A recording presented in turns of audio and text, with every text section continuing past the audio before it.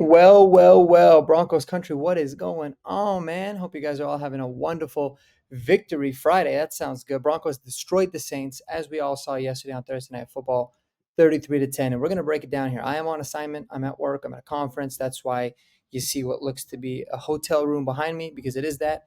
But I took time out of the lunch break to come in here and make a video for y'all to talk about yesterday's game and what does it mean for this team moving forward, man. So let's get into it and let's break it down. Before we do it, guys, hit that subscribe button. Welcome to the channel. Be sure to like the video for the algorithm and check some of the other videos that I have out. If you like what you see, if you love Denver sports, if you love fantasy sports, I think you're gonna love a lot of the content that we have here. So I appreciate that in advance. Let's get into it. All right, guys. The Broncos yesterday traveled to New Orleans on a short week to play a very, very beat up New Orleans Saints team. Like, let's face it, kind of at many times felt like it was a preseason game. We knew this going into the game, but when you look at the data, when you look at the history, not only of this team and how they kind of tend to play down to their opponent, but they also, teams that travel on the road for Thursday night games that usually had a really big disadvantage. So I did have the Broncos winning, but I did have them winning it really by 10 in a much closer game. It wasn't that. They dominated from the jump. They dominated the time of possession.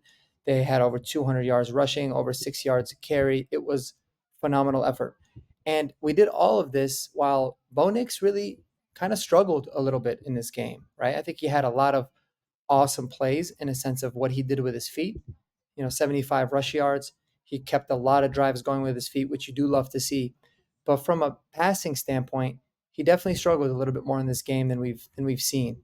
And Kirk Herbstreit talked about it. Drew Brees talked about it. A lot of it is in the footwork. These are things that I'm not necessarily panicking about at all as a Broncos fan. I just think it's going to take a lot of patience and a lot of, you know, kind of settling down and realizing that this is going to be a process for Bo Nix, right?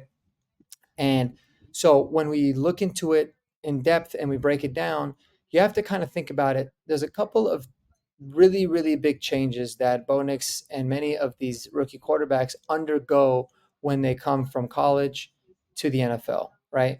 A big thing about Bo Nix coming out is that he was a very accurate passer of the football and he made decisions very quickly. And in those situations where he makes decisions quickly, the first read is open, he can get the ball out, he's unbelievably accurate. The difference now is that the speed of the game is very, very quick. And because there are many times where that first read's not open, whether he doesn't stay on it long enough or just purely the guy's not open, he does process to his reads. He does look through his progressions. And when he's about to reload and fire, he can get a little bit excited and a little bit undisciplined with the way that his feet are. And that'll cause some balls to go short or some balls to sail on him a little bit. So we happen to see that a little bit more. But one thing we know is that he adjusts, he learns, and that's something that is extremely fixable. It's actually very common with a lot of young quarterbacks, and it's extremely fixable. But a lot of the intangibles that are not coachable, I think he's got it. So I'm feeling very optimistic. Overall, this defense has been absolutely balling. They definitely should have shut down the Saints. They should have absolutely made their life hell yesterday, and they did that. They're just a really great unit. They're so cohesive. They play super well together, and you love to see it overall. And that's one thing that I'm taking from this team. Offensively, I like the fact that we had a team that had a lot of defensive vulnerabilities, especially with missing tackles. We took advantage of that. On paper, we should have run for well over 4 yards a carry. We exceeded that. So moral of the story, guys, is that the Broncos played an opponent that they should have beat handedly, and they did exactly that. And that is typically the mark of a very solid team overall. And it puts us in a really good position through 7 games. We're now 4-3.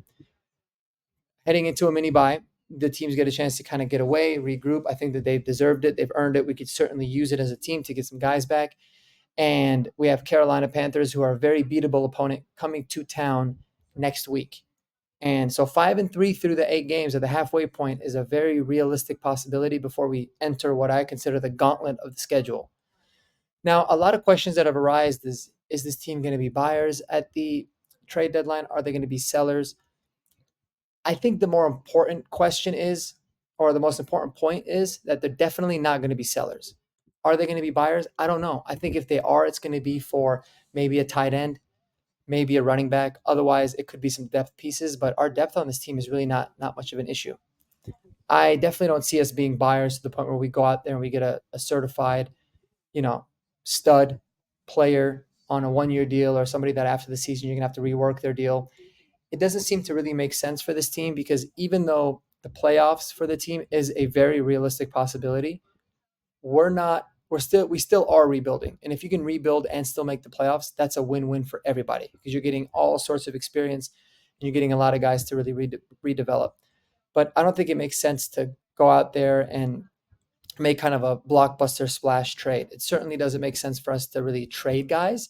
I mean, in some situations it might, but this might be one of those things where we continue to focus on developing the guys that we have, getting them very valuable reps, and trying to win games the way that we've been doing it all season, right? Having an offense that doesn't turn the ball over, that can get first downs at crucial times of the game, and a defense that's absolutely plays lights out.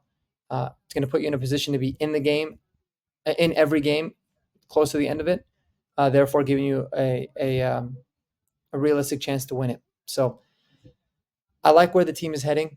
There's definitely more that you want to see, but we have to just continue remembering that I told you guys way before the season started. You do not start to make any kind of assumptions about a lot of these players until minimum week 10, week 11. But even more importantly, you got to look at how many snaps have these players played, right? The data shows that you don't really start to understand where a player is or what kind of a player is ultimately going to be until they get about 2,000 reps at their position or 2,000 snaps played in the league, which is typically a little bit over a season. For a quarterback, that could be right around 1 year, but just some things to really, really keep in mind.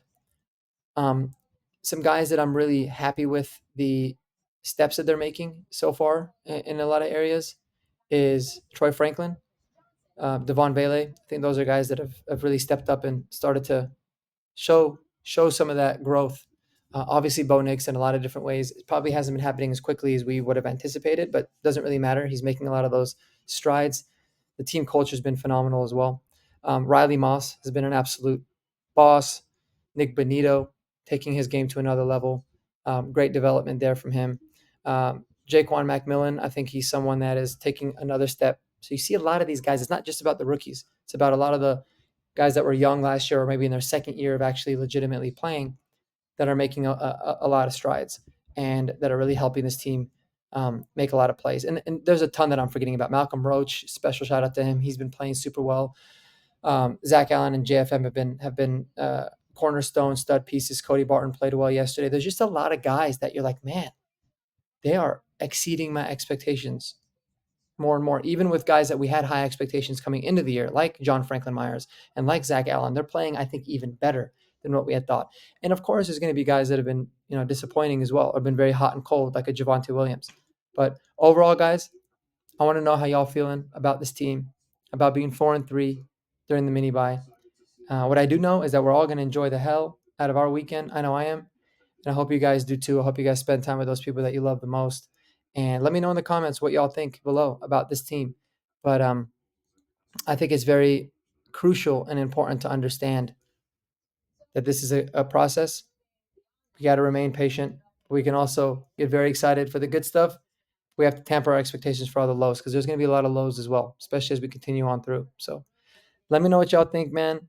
Y'all have a great weekend. Enjoy it. A lot more vids to come. And until next time, all peace out.